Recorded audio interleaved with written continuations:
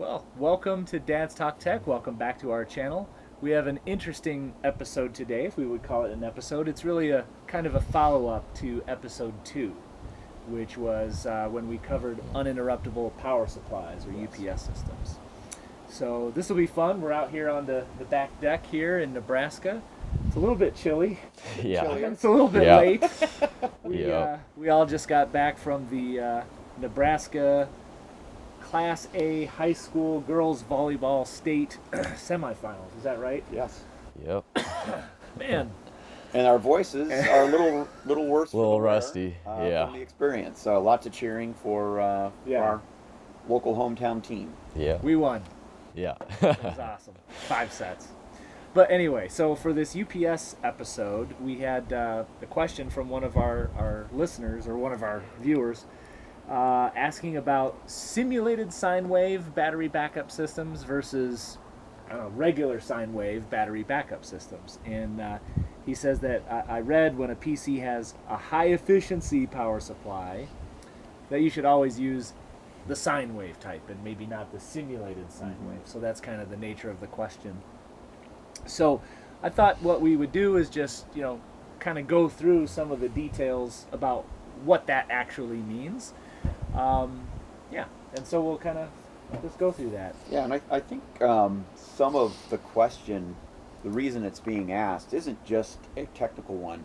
If you look at the UPSs that we featured in episode 2, they were all simulated sine wave devices. Yeah. And I made a conscious choice at the time to purchase those because if you look at the ones that are actually providing a true sine wave, roughly speaking, it's about twice the money, right? So obviously the question becomes, gosh, if you're buying one or more UPSs, can you save that money, or should you spend the extra because the devices you're going to connect either could be damaged or sensitive to that simulated sine wave versus the actual sine wave? So that's maybe where that question comes from, is like, well, should I spend the money? Should I spend the money or not? Right. That's the Yeah. the essence of the question, right?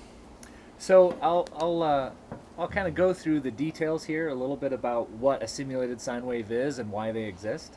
I will say up front that my background in this area, what I do know, I'm a mechanical engineer by education and by career. I am not an electrical engineer, so I'll say that up front. What I do know about power electronics, I've learned because the automotive industry, which is the area which I operate within, has really become transformed by electrification, right? So these things, even though on my daily career I'll focus on NVH kinds of things, which stands for noise, vibration, harshness, a kind of a mechanical engineer type of topic. Yeah, power electronics actually influences all of that stuff pretty significantly. So, so let's talk about this a little bit. So what are power electronics? Maybe we could just start there, right? You'll see them in electric vehicles, right? Not just battery electric vehicles or full electric vehicles, but also hybrids, right? Which also have a combustion engine. You'll see them in wind turbines, solar panels, and of course uninterruptible power supplies. So they exist in kind of all of these different domains. And they're kind of, in my mind at least, lump into a couple different categories where you see them. One is battery systems, right? Which for a UPS, that's it, right? There's a control system that operates this battery system, and it's doing one of two things. It's taking DC power. If the power goes out, it's got power stored in the battery, and it's converting that to AC power. Right? So DC to AC. Or a UPS can go the other way around as well, right? It can take AC power when it's plugged into the wall and charge its own battery. So it's doing both directions, AC to DC or DC to AC. So that's the control system that makes that power electronics, that battery system work. But the Tesla Powerwall, that's an example of a battery storage system that will also have power electronics. 48 volt hybrid electric vehicles. Ultium is actually a brand name that GM has come out with for their battery systems, for their battery electric vehicles. That's how important batteries are.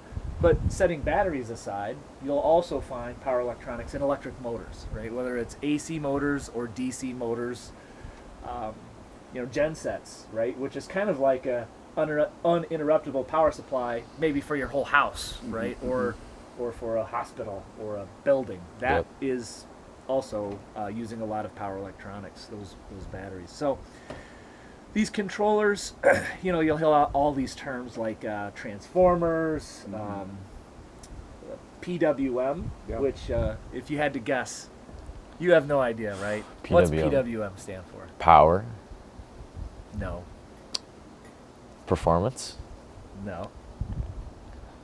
Potential. Potential. Got it? This All right. kid's got potential. No? No, it it's was all not. wrong. Oh. No, it's okay. It stands for pulse width modulation. So this PWM controller is important for when you go DC to AC. That type of transformation is PWM is a big one. That's one that we'll cover in this episode. But then there's also things called like wave rectifiers, right? That's for going the other way around, taking AC signals and turning them into DC. That would be like a wave rectification thing. All of that stuff. But let's throw up a slide here. Okay, so here's just a basic kind of refresher. What is AC? What is DC power? So on your screen you see either a voltage signal or amps going from a sinusoidal form. That's what you get out of your wall outlet, right? Or DC on the right. It's kind of like a steady state, steady signal. And it's these controllers that kind of go between the two. So if you're going from the steady state DC to AC, you would do that through pulse width modulation, PWM. I don't know. Other examples just off the top of my head, DC to DC, right? That's actually a thing, right? You could imagine your power lines going near your house are very, very high power. So they're going to be stepped down in voltage, right? Or that would be AC to AC. Yep. DC to DC also exists in cars. So these 48 volt hybrids, which are not like today's or like normal cars that you're used to would have like a 12 volt system. Right. But 48 volt is becoming very popular. But you're not going to have 48 volts coming out of your cigarette lighter, right? Yeah. So there's all kinds of systems that still operate on low voltage, even though the electric motor in a Tesla vehicle are going to consume much higher power and would have higher power. So there's DC to DC. Anyway, that's where we're at. So let's do a thought experiment here, guys. Okay, so you can kind of see here on the screen there's frequency. a green. Yes, it's changing frequency. So there's your hint. So we have a green signal on the top and a green signal on the bottom. These arrows that say FFT, just ignore all that. That's not important for what we're going to talk about. But one thing that you'll notice is that if you have a DC signal, we're starting with DC, there's really only one thing you can do, right? It's either going to turn on or off. On or off, right? So if you do switch it on and off, it's forming a square wave, right? What would you notice looking at the top green signal compared to the bottom green signal? Lower frequency. Lower or higher? Lower for the top. Oh yeah, the top is a Lower frequency. Yeah. Yeah. So if we were to call the top one a regular pulse train, that would be a word we could introduce. The bottom would be kind of a half pulse, right? So it's 2 pulses per 1 pulse. That's correct. Now, the question is, if you look at these, so this one, when we go back to the original, you can see it kind of is turned on and off, and there's 2 of these for every one of those. It's a 2x. But on this one, notice that the ons, they're turned on at the exact same time, at the exact same frequency. For both signals, if you look at it, the dashed black lines are when both signals are being turned on. Okay. But what would you notice about the offs? They don't line up. They don't line up. So even though the base frequency is the same, they're all being switched on, but the moment that they're turned off is different. Yeah. So the pulse width is being altered. The base frequency is the same, but the duration of the on state is different. Is this the definition of alternating current? We're not there yet. Ah, But we have this on or offer machine. got it. And we're saying we're going to turn it, we're going to weight and control the off point differently, right? So now we'll get to pulse width modulation, Jeez. right? So it's a little bit of a Yeah. little bit busier. But we have a pulse train, and we'll say it's unmodulated. It's just the raw pulse train. It's at a base frequency. In cars, in the automotive world, it would probably be 5,000 hertz or 10,000 hertz. But it's a frequency. Now, if you were to look at a pulse train that has pulse wave modulation happening to it, it would look like this. And can you kind of notice, I don't know, Bruce, what could you make some kind of observation about what's happening with that There's on or some- offer control system there? We don't have a consistent on and off, Yeah. Right. This is weird. Yeah. right? So it's the time that each is on and off is varying I mean, there's in our pulse. there's Yeah, the ons somewhat are of a, always at the same time, but the offs points are changing. there's a pattern. There is a pattern. It gets very how do I say, the width Yes. or pulse width. the pulse width is very small. It gets larger. You can see it here as well. Right. Gets smaller, then gets larger. Yes. Whereas that's constant.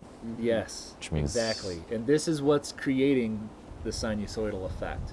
Okay. So what you'll notice is that at this part of the signal, Yeah. we are changing the pulse width such that it's spending more of its time in the off state and barely into the on state, right? And further down, we can see, further down in time, eventually it's spending more of its time in the on state and barely any time in the off state.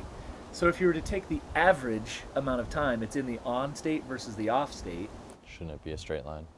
no, Actually gets zero. I mean, Yeah, because because if there's a pattern, or right? at least, well, I'm thinking of the voltage.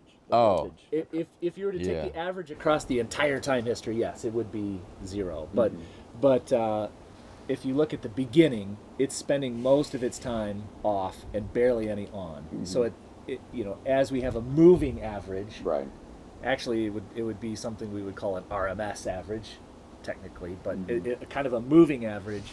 It's spending more of its time in the off state and then eventually becomes more in the on and over and over and over again, right? So it's creating a kind of a sinusoidal effect. Now, in reality, this is what our reader or our viewer was talking about when he said simulated sine waves, because it Right. wouldn't naturally be that smooth. Right. It would actually be kind of jittery, Yeah. a little bit stair-steppy. Now, in something like an alternator, right, which is something that would also be a kind of a classic power electronic device in a car, where you're maybe charging a battery, Yep. right? Yeah. But if you use pulse width modulation, it's operating an electric motor generator, but there's an inertia, and that inertia is going to, I don't know, remove the jitteriness of it. The inertia is mechanically inducing smoothness into that effect. But in other kinds of things, like if you're trying to research the Higgs boson in a particle collider, maybe you don't have maybe you need that AC to DC conversion to be perfect and more smooth, without relying on a mechanical device. But anyway, I think that's kind of the overall idea of what pulse width modulation is. And kind of getting back to the reader's question, it does get to this idea of how much money do you want to spend, Right. right? And in a car, you're never going to spend more than you need to, because a manufacturer is going to be building millions of cars, Cutting right? costs. So every little penny matters a lot. So if you can get by, in this case, with an inertia to smooth things out, you're not going to do anything more fancy than a regular PWM. Back to the spending money angle, I think we can conclude with that, right? Is that this is kind of what the question was about. Really, is spending the money on a fancier, more exotic control system that might be in a more expensive UPS system, is it worth it? And I think the car industry has figured this out. They actually are investing a lot of money in very sophisticated power inverters, inverters that do pulse width modulation, and spending a lot of money on these IGBTs, which are the kinds of MOSFETs and IGBTs, which are the transistors that actually do the switching. Yeah. There's a tremendous amount of engineering that happens on those. So they are spending money on it. But for a UPS system powering your computer, I think it's kind of down to your experience, right? And you've had a lot of experience with that on your own system, and I think that's the only way we can answer it, right? Yeah, I think you really have to evaluate your needs, what your investment is, and for you, one, is the system you have going to function on one of the lesser expensive models, Yeah. right? Right. And not have any problems. And if it is, do you want to spend that extra money and have extra peace of mind if it's not necessarily going to gain you something? Yeah. I do know, in doing some research for this, the answer Yeah. that especially on a server class system, not just PCs, but server class, there are certain power supplies for servers that are far more sensitive to that power delivery. And one of the things that we really, maybe need to pull out of the information you presented is when you look at the simulated sine wave versus the actual sine wave, there's times where, because it's a square wave versus a smooth pattern, that in that square wave, there's times where power is not actually being delivered. And I think that's where that sensitivity to that type of UPS versus the pure sine wave is, and again, the question was high efficiency power supplies. Right. That is where that sensitivity comes from. And so my equipment, my personal experience, because I've had several short power outages and ones that lasted longer, where the UPS lasted as long as it could, and then the battery said, I'm exhausted, do a shutdown, and my systems shut themselves down. Right. I was primarily guarding against those little, 20 seconds or less to several minutes. But if it was going to extend longer than several minutes, then I'm okay with my equipment shutting down. I've not seen, in over a year since that episode was produced, any ill effects to any of my, nothing's failed from my equipment perspective in that time. But I think everyone needs to evaluate, what do they have to spend.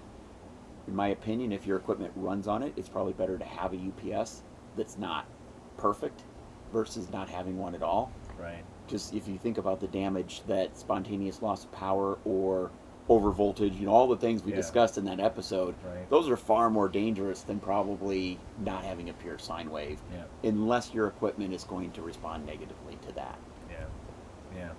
And I think you nailed it, right? You have high efficiency power supplies. Yes. And you don't have the most expensive UPS system on the planet. Exactly. Now, it's working for you. Exactly. Now, one thing to probably also note, I don't have the most expensive, I don't have the pure, but I also don't have the cheapest of the simulated, right? So if you start looking at that spectrum, right, there's grades, there's going to the automotive industry, there's maybe 6 grades of tire, right? Yeah. And all of them are going to get you from point A to point B at a certain point, but maybe you're going to get better mileage from one and better traction, and maybe if you hit a rock, one tire, because of its construction, is going to take that rock, larger stone in the road better than another might just go flat. Right. So there's always choices with those products, and where you deem your value proposition to be right for you and your use case. And I think you always have to look at the whatever kind of documentation that your equipment has if they are recommending a certain type of power supply. If they explicitly say, I need a simulated sine wave, if they actually use that terminology, then yeah, listen to them, right? Yeah. Do it. Yeah. So, Cool. all right. Ryan, did you learn anything? Yeah. Learned that these simulated sine graphs are really weird looking. Well said. All right. Well, thank you for watching. I would just like to point out that there is a universal solution to any problem that you might incur when dealing with UPSs. Chicks and sticks. They fulfill all my needs specifically. I'm sure they can fulfill yours, and if your system shuts down, you can munch on some chicks and sticks while it comes back up. Get you through those tough times. Yeah. Well said. Yeah, I guess you don't even need your computer. You have a flashlight and a fresh bag of chicks and sticks. You're set. You're good to go. Fine. Yeah. Everything's fine. All right. Thanks, everybody. Thanks for watching.